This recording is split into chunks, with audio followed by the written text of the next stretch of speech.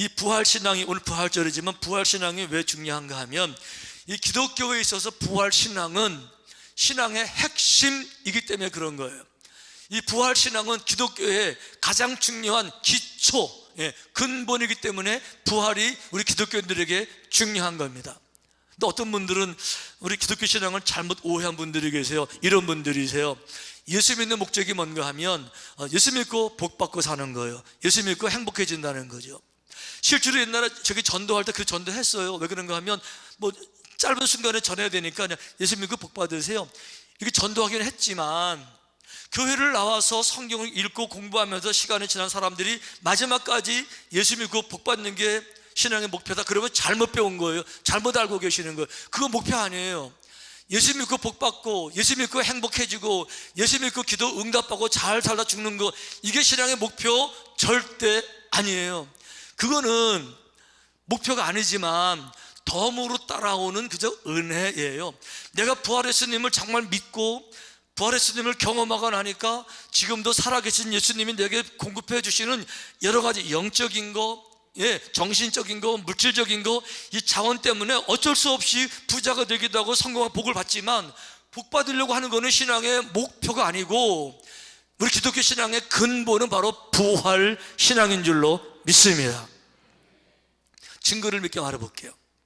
우리가 오늘 예배 드릴 때, 아침에 그 예배 드릴 때 예배 순서에 있지만 제일 먼저 뭐 해요? 사도신경으로 믿음을 고백하고 예배를 시작해요. 오늘 우리 원주시내 부활절 연합예배 많이 모여 있어요. 영광교회에서 모여 있는데 작년만큼 모인 것 같아요. 그 많은 사람들도 사도신경으로 고백하고 예배를 시작하는데, 그 사도신경의 핵심 결론이 뭐예요? 부활이에요. 이렇게 되어 있어요. 몸이 다시 사는 것과 영원히 사는 것을 믿습니다. 부활이에요. 부활을 신앙으로 고백하고 나서 그리고 예배가 드려지는 건데, 이 부활신앙 고백을 누가 만들었어요? 목사님 제가 만들었어요? 아니면 한국에 복음을 전해준 아펜젤로, 언더우드 선교사들이 만들었어요? 아니요. 왜 그를 사도신경이라고 부르는가 하면, 예수님 시대에 사도들이 만들어서 사도신경이라고 부르는 거예요. 이거 중간에 바꿀 수가 없는 겁니다. 사도들이 누구예요? 베드로, 요한, 야고보 이런 사람들이 예수님의 살아생전에 얼굴을 보고 같이 밥을 먹고 말씀을 듣고 부활한 주를 만나본 이 사람들이 1세대 크리스찬들이잖아요. 그런데 이분들이 부활한 주님 만나고 나서 부활을 확진한 다음에 눈으로 봤으니까 부활을 전하다가 다 순교하고 죽었습니다. 죽었는데 그들로 인해서 예수를 믿은 2세대, 우리는 그분들을 초대교회 교부들이라 그래요. AD 100년, 200년, 300년 초창기 기독교인들, 그분들이 만든 것이 사도신경이에요. 우리의 스승 베드로가 믿은 것이 이겁니다. 그러니까 앞으로 이렇게 고백하는 것이 신앙에 맞는 것이고, 이 고백하게 될 때 주께서 함께 하실 겁니다. 이래서 맞는 것이 사도신경인데 결론이 뭐예요? 우리의 몸이 부활하고 영원히 사는 줄 믿습니다. 이 고백이 사도신경의 핵심이란 말이죠. 그러니까 우리 기독교 신앙은 여러분 부활이 핵심인 거죠. 우리가 기도할 때 이런 기도해요. 다 끝나고 나서 예수님의 이름으로 기도합니다 라고 마치잖아요. 그런데 만약에 주님께서 부활하지 못하셨으면, 여전히 땅속에서 썩고 계시면 그분의 이름으로 기도하는 게 무슨 의미가 있어요? 주님은 말씀하셨어요. 나는 생명이고 부활이니까 내 이름으로 구하라고 말씀하셨는데, 말로만 부활한다고 하시고 부활 안 하고 그냥 썩어 죽고 계시면 그분의 이름으로 기도하는 게 무슨 의미가 있냐고요? 당신은 하나 해결 못했는데, 당신은 문제 해결 못했는데 무슨 능력이 있어가 우리 도와주겠어요? 그러니까 부활신앙을 믿지 못하면 기도가 안 되는 거예요. 기도 자체가 불가능한 거예요. 그러니까 기독교는 부활신앙이 기초에 있는 거예요. 근데 문제는 뭔가 하면, 그거는 알겠는데요, 나도 부활을 믿고 싶은데요, 예수님 교훈이라 그러면 알겠어요. 참 좋은 교훈이니까 내가 실천하겠는데 부활, 그걸 어떻게 믿어요? 이런 분들이 계시는데 당연해요. 믿기 어려워요. 믿기 어려워서 초대교회 성도들도 그것 때문에 늘 시험에 들고 주님을 반역한 겁니다. 한 번은 바리새인들이 돌들을 다 들고 와서 예수님을 치려고 우르르 서서 돌을 막 던져서 죽이려고 손을 들었어요. 예수님이 그 모습을 바라보시는데 안타까워서 묻습니다. 예수께서 대답하시되 내가 아버지로 말미암아 여러 가지 선한 일로 너희에게 보였거늘 그 중에 어떤 일로 나를 돌로 치려 하느냐. 무슨 얘기죠? 그동안 너희들에게 내가 한 얘기를 생각해봐. 잘못된 말이 있냐? 정말 귀한 말씀 아니더냐? 그거 맞습니다. 그럼 내가 너희들의 행한 행동들을 봐. 잘못된 게 있어서 내가 한 모든 행동들은 인간의 질고를 알고 아픔을 아니까, 눈물을 아니까 눈물을 닦고, 문둥병자 어루만져 고쳐내고, 중풍병자 고쳐내고, 안진병이 고쳐내고, 죽은 자 살려내고, 양심에 가책받아가지고 엉엉 울던 삭개오 그러자 새로운 삶 내가 고쳐내고, 내가 뭘 잘못했다고 돌로 치려고 하는 거야? 라고 물었어요. 그랬더니 사람들이 이렇게 대답했어요. 사람들이 대답하되 선한 일로 말미암아 우리가 너를 돌로 치려는 것이 아니라. 그러니까 당신이 하는 행동 중에서 책망받을 건 없다. 그걸 인정한다. 다 좋은 일이다. 인정했어요. 문제가 뭡니까? 신성모독으로 인함이니 내가 하나님이 되어 자칭 하나님이라 함이로라. 이것 때문에 열받았다는 거예요. 신성. 아니 연약한 인간으로 태어나서 자체가 하나님이라고 하니까 그걸 못 믿어주겠다는 거. 뭐 부활한다고 하니까 그거를 못 믿어주겠다는 거잖아요. 그래가지고 돌로 지금 치겠다라고 하는 거잖아요. 그러니까 이런 얘기예요.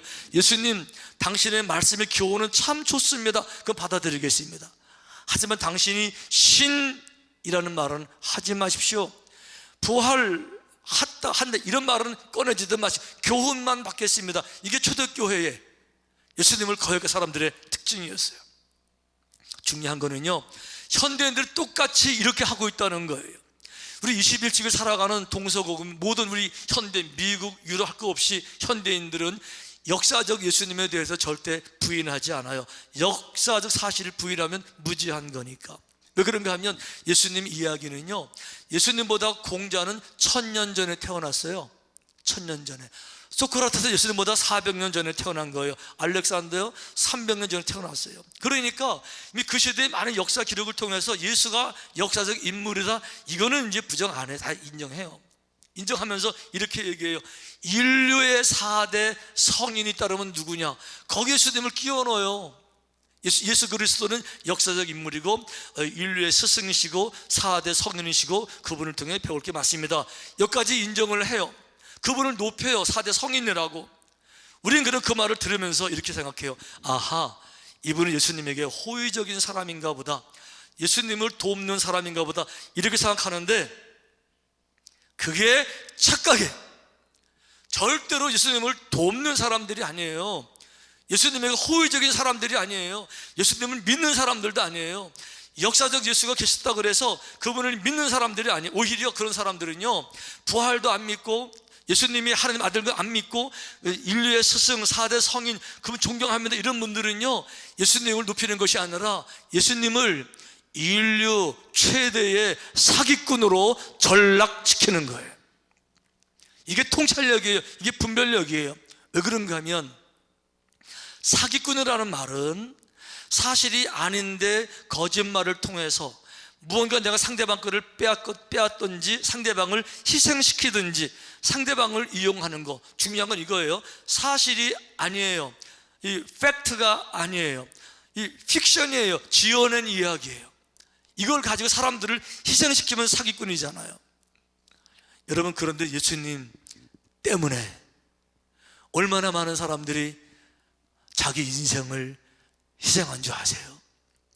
예수님이 당신을 하나님이라고 말하는 것 때문에, 예수님이 당신이 부활하실 거라고 말한 것 때문에, 그 예수님 때문에 수많은 사람들이 인생을 허비하고 낭비하고 생명을 바쳐서 다 주님께 바친 줄 아세요? 누가 그렇게 했죠? 베드로부터 시작했어요.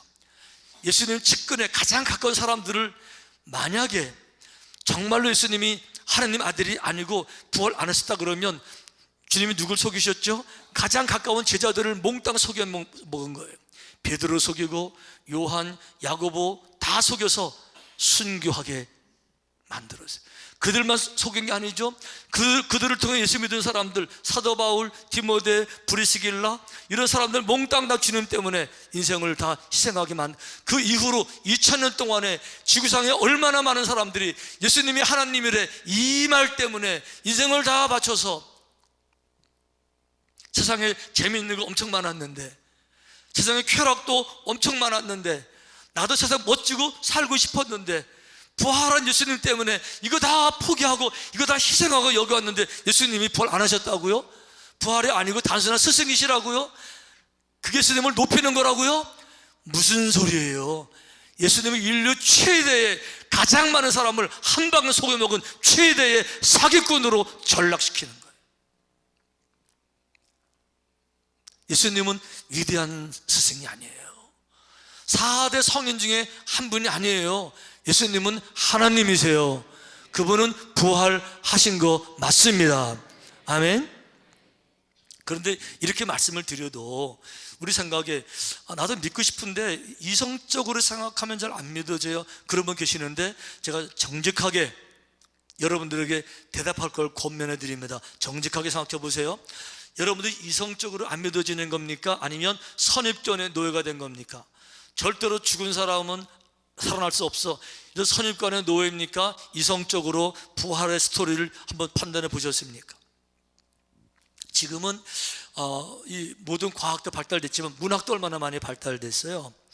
그러다 보니까 성경, 신학, 목사 이 세계 말고 일반 사회, 일반 문학, 일반 언어학자들도 엄청 많잖아요. 그런데 목사도 신학자도 아닌 일반 학자들이 헬라어를 전공해서 이 헬라어를 신앙인 입장이 아니라 일반 사람 입장에서 이렇게 번역하고 연구해 보면 그런 분들 모든 얘기는, 성경에 나오는 부활 이야기는 소설일 수가 없습니다. 누군가의 창작 작품일 수가 없고, 이거는 모두 팩트고 난픽션이고 모두 다큐멘트, 사실대로 기록한 팩트입니다. 이런 고백을 다 할 수밖에 없는 거예요.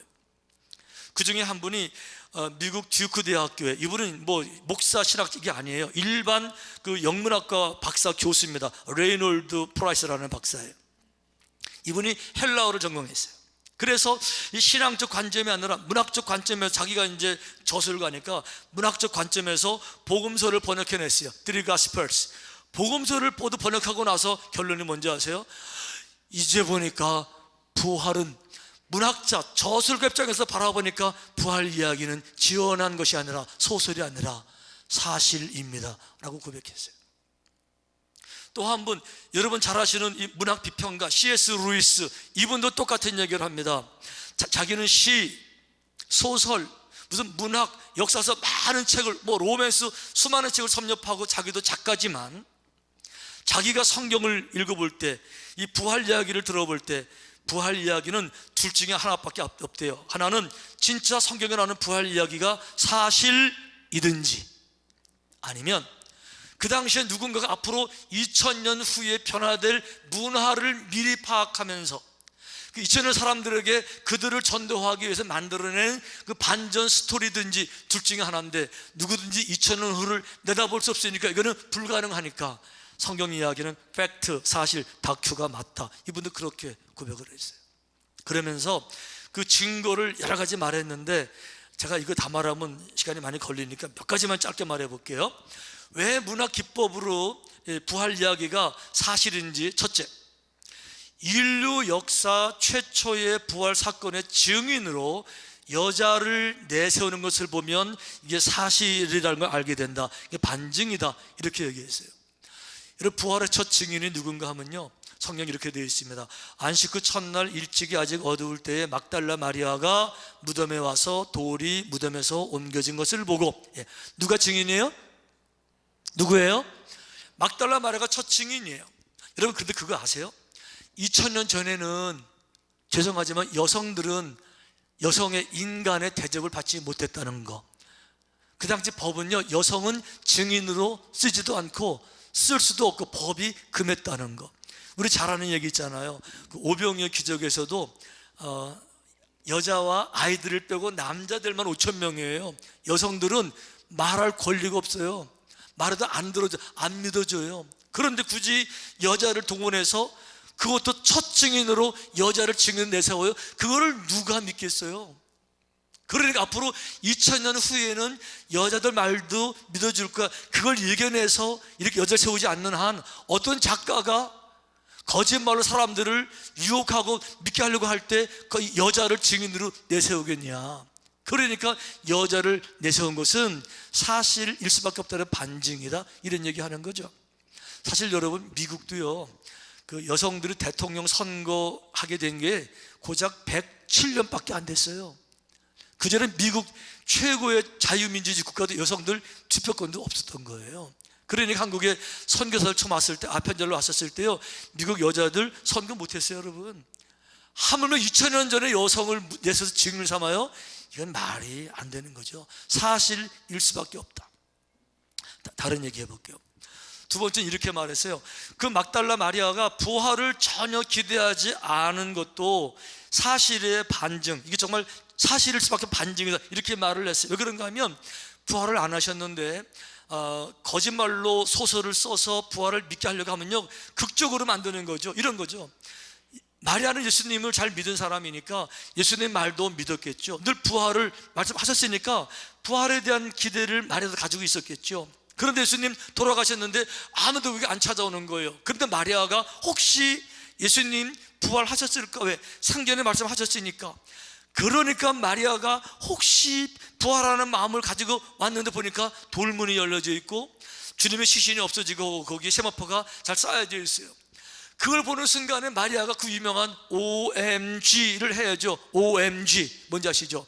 오 마이 갓 뭐 이러면서 진짜 부활하셨네 뭐 이러면서 막 놀랐을 때 주님이 쫙 나타나셔가지고, 여자요, 아무도 내 부활을 안 믿었는데 너만 내 부활을 믿었구나, 뭐 이렇게 해야 다른 사람들도 부활에 대한 기대를 가져야 되는, 이렇게 끌고 나가는 거지. 막달라는요, 부활할 거 생각도 못했어요. 그래서 가보니까 예수님이 안 계시니까 어떻게 했어요? 울었어요. 속상해서 울었어요. 돌아가신 것도 억울하네, 시신까지 내가 치웠으니까 정말 억울한 거죠. 성경이 이렇게 되어 있어요. 예수께서 이르시되, 이제 마리아가 울고 있으니까 주님이 그 뒤에 나타나셨어요. 예수께서 이르시되, 여자여 어찌하여 울며 누구를 찾느냐.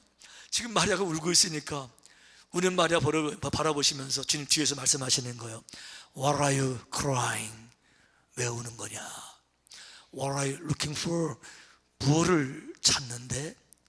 이렇게 말을 누가 물어보니까 마리아가 돌아보면서 그가 동산직인 줄 알고 이르되, 주여, 여기도 주는 예수님이 아니고 선생님 뭐 이런 뜻이에요. 상당히 높이는 말.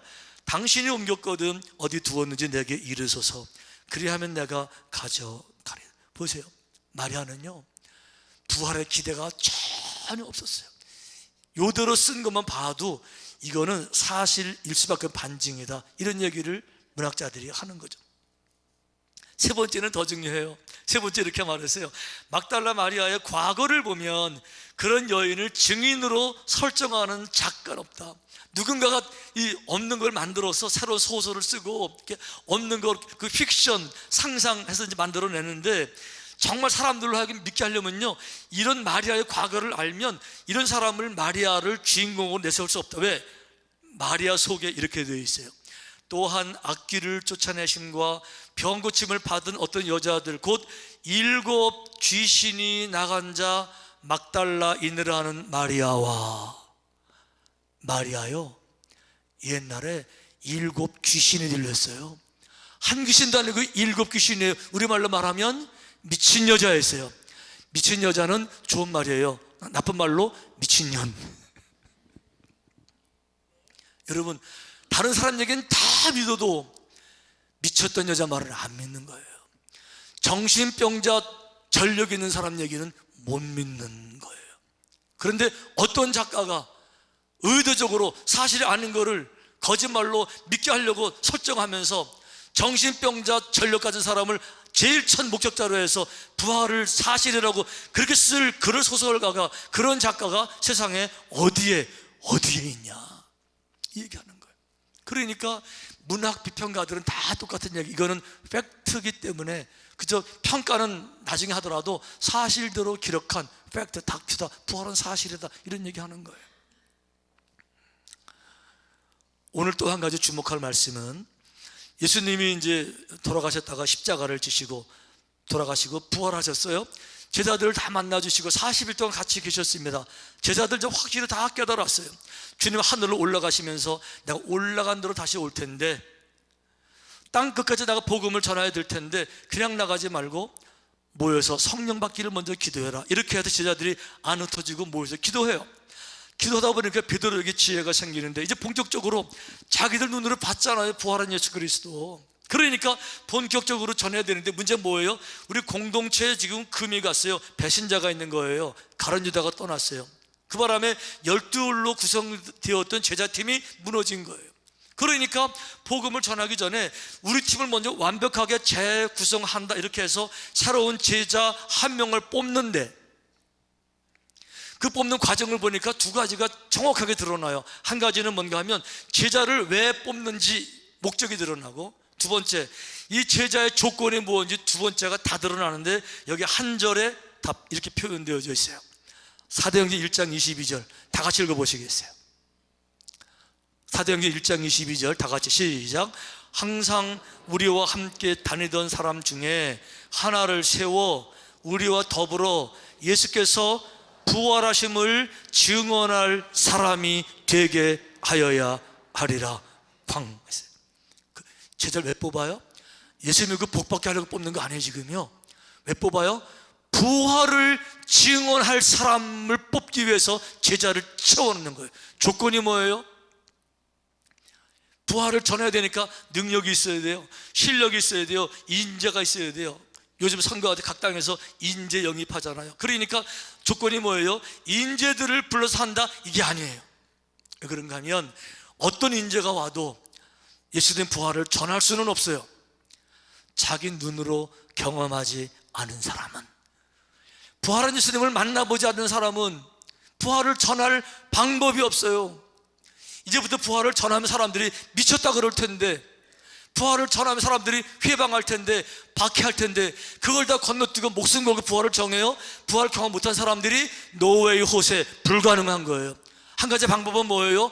우리와 같이 다니면서 예수님의 십자가 현장에서 같이 울기도 하고, 거기서 실패감에 절망해서 엉엉 도망도 가보고, 절망했다가 부활한 예수 만나면서 와, 인생이 이런 거구나, 정말 새로운 생명 기뻐서 이 우리 흥분, 부활한 예수를 만나본 우리 가운데 뽑으면 그도 자기 눈으로 봤으니까 부활한 예수님을 전할 것이다. 할렐루야. 그래서 자기들 가운데 뽑는데 마띠아를 뽑아서 그 일을 감당하게 하시는 거예요. 아직도 부활이 허구 같으세요? 아직도 부활이 소설 같으세요? 정말 여러분 이성으로 판단해서 안 돼서 안 된다고 생각하시는 거예요? 여러분 이성으로 우주의 구성 원리가 이해가 되세요? 아니, 우주는 관두고 여러분 이성으로 우리가 뭘 할 수가 있죠? 혹시 선입견 아닌가요?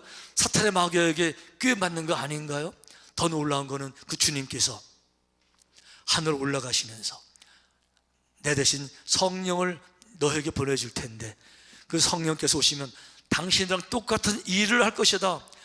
주님이 말씀하신 것처럼 성령이 우리에게 말씀하실 것이고, 깨닫게 하실 것이고, 위로하실 것이고, 용기도 주실 것이고, 책망도 하실 것이고, 인도하시고, 동행하실 것이다. 할렐루야. 이거를 부활한 예수를 믿음으로 고백하는 사람들은 삶 속에서 다 경험하기 때문에 신앙은 영원한 거예요. 교회는 점점 더 부흥하고 전 세계에 퍼지게 될 줄로 믿습니다. 오늘 부활주일입니다. 저 같은 사람들은, 우리 장로님 뭐 이런 분들은요 다 알아요. 부활한 예수께서 성령의 모습으로 내게 간섭하시는 거 제가 느끼고 다 알아요. 그런데 이제 요즘 새생명 캠페인 교회 처음 나오셔서 이게 지금 무슨 말이야? 잘 이해가 안 되는 분 많이 계실 거예요. 혹시 여러분 이해가 안 되시더라도요 하나만 하면 돼요. 주님, 내가 주님을 영접하기를 원합니다. 내가 인간의 한계를 벗어나서 하나님 말씀을 내가 진심으로 사랑하고 배우길 원하는데 나와 함께 해주세요. 그러면 어느 순간인가 주님께서 들어가셔서 여러분들을 위로하시고 터치하시고 치유하시고 평강을 주시는 걸 경험하게 되실 줄로 믿습니다.